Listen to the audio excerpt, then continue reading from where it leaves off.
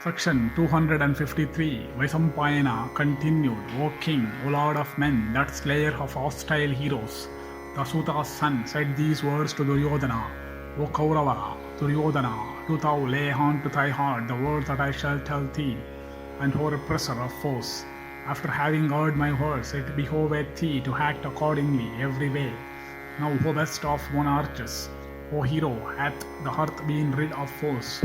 Do thou, ruler, even like the mighty-minded Sakra himself, having his foes destroyed.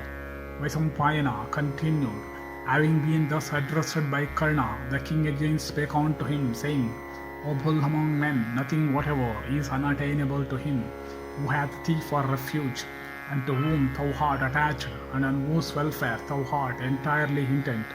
Now I have a purpose, which do thou truly listen to, having beheld that foremost of sacrifices, the mighty Rajasuya performed by the Pandavas. A desire hath sprung up in me to celebrate the same. Do thou, O Suta's son, fulfill this desire of mine. Thus addressed Karna spake thus unto the king.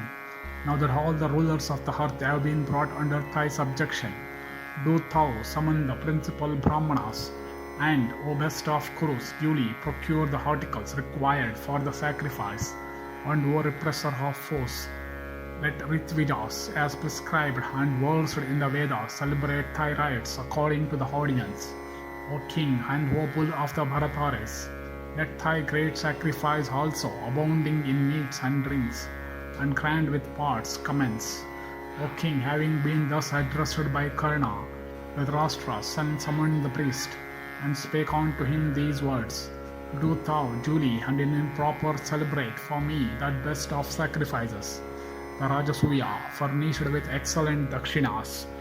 Thus accosted that best of Brahmanas spake unto the king, saying, O foremost of the Kauravas, while Yudhishthira is living, that best of sacrifices cannot be performed in thy family.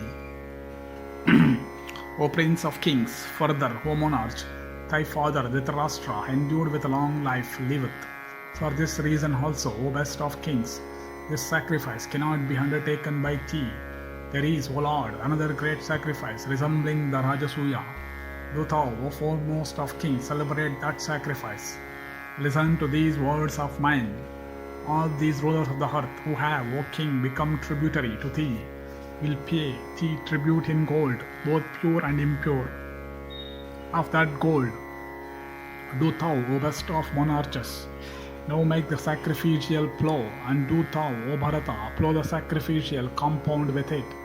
At that spot let there commence, O foremost of kings, with due rites, and without any disturbance, the sacrifice.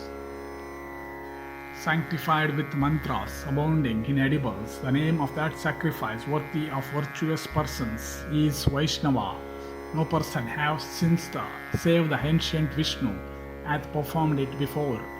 This mighty sacrifice vies with that best of sacrifices, the Rajasuya itself, and further it liketh us, and it is also for thy welfare to celebrate it, and moreover it is capable of being celebrated without any disturbance. By undertaking this, thy desire will be fulfilled. Having been thus addressed by those Brahmanas, Dhritarashtra's son, the king, spake these words to Karna, his brothers, and the son of Suvala. Beyond doubt, the words of the Brahmanas are entirely liked by me. If they are relished by you, also express it without delay. Thus appealed, they all said unto the king, So be it. Then the king, one by one, appointed persons to their respective tasks, and desired all the artisans to construct the sacrificial plough. And O best of kings, all that had been commanded to be done was gradually executed. Thus endeth section 253 in the Ghosha-yatra Parva of the Vana Parva.